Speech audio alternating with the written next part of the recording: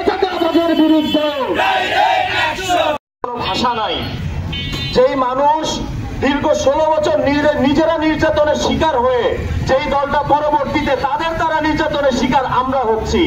আমরা গত 2024 জুলাইয়ে বিপ্লবের মাধ্যমে নতুন বাংলাদেশে নতুন রাজনৈতিক বন্দোবস্তের যে স্বপ্ন দেখেছি, সেই স্বপ্ন ধূলিসাৎ করার জন্য যদি জনাব তারেক রহমান, মির্জা ফখরুল ইসলাম আলমগীর সাহেব এবং আপনার বিএনপি, আপনার যুবদল এইভাবে যদি নৃশংসভাবে পাথর মেরে মানুষ হত্যার মঞ্চ তৈরি করে রাখে, আমরা ছাত্র জনতা মেয়তি মানুষ আপনাদেরকে রুখে দেওয়ার জন্য সর্বদা প্রস্তুত।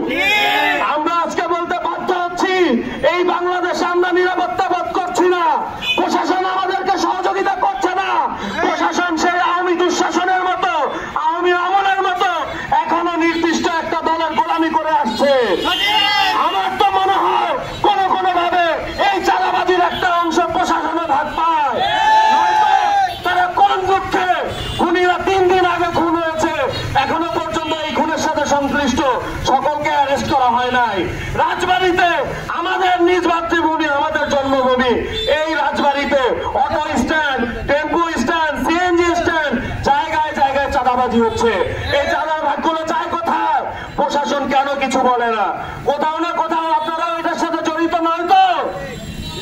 আপনারা যদি এই অন্যায়ের বিচার করতে না পারেন, আপনারা বলে দেন আমরা দেখেছি ওই জুলাইয়ের সময়টাতে আপনারা ফ্যাসিস্টের সঙ্গ দিয়েছেন, তারপরেও কিন্তু আমরা এই আওয়ামী রেজিমের পতন ঘটাইতে সক্ষম হয়েছি।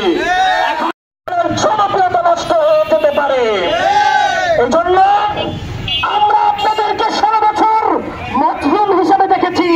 আপনাদের অনেক নেতা কর্মীদের সঙ্গে আমরা জেল খেটেছি, কিন্তু দেখতে পাচ্ছি আজকে তারা যখন একটু মুক্তি হয়েছে, ওই মজলুমরা এখন জালেমের রূপে আবার ফিরে আসছে। আপনারা জালেমের রূপে আমরা দেখেছি 2006 সালে আওয়ামী লীগ নথিবইটা নিয়ে যেমন ভাবে নিঃশব্দভাবে ঢাকায় মানুষকে হত্যা করেছে, সেই রাজনীতি যদি আপনারা 24 পরবর্তী বাংলায় আবার ফিরে আনতে চান, আপনাদের এই বাংলাদেশের ছাত্র জনতা তার বাংলার জবাব দেওয়ার জন্য প্রস্তুত আছে। এই দেশটা কি তোরা বাপ দাদান? দেশটা কি চাঁদাবাজের বাপ দাদান নাকি তোরা চাঁদা দিব? নিজে আপনারা নিজেরাই প্রতিরোধ করে তুলুন। প্রত্যেকটা মানুষ, আপনি যদি ভোটার হয়ে থাকেন, এই দেশের নাগরিক হয়ে থাকেন, নিজের অধিকারের বিষয়ে নিজেকেই কথা বলতে হবে। চাঁদাবাজদের বিরুদ্ধে একা থাকলে একাই কথা বলবেন। তো তুই রাস্তা কি তোর বাপ দাদা যে রাস্তায় চলাফেরা করতে হলে তোকে চাঁদা দিতে হবে? আমার বক্তব্য এই পর্যন্ত বিশেষ করছি। যে দলেরই মানুষ হোক না কেন, তার তো বেঁচে থাকার অধিকার আছে। এখানে কালকে 3টি ঘটনা ঘটেছে। 1 যুবদল কর্তৃক, 2 যুবদল নিজে, আর 3 হচ্ছে মসজিদের ইমাম সাহেব।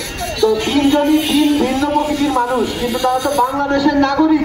তাদের মৌলিক অধিকার তো আছে বেঁচে থাকার, নাকি? এখন আমরা চাই বৈষম্য মুক্ত বাংলাদেশ করতে।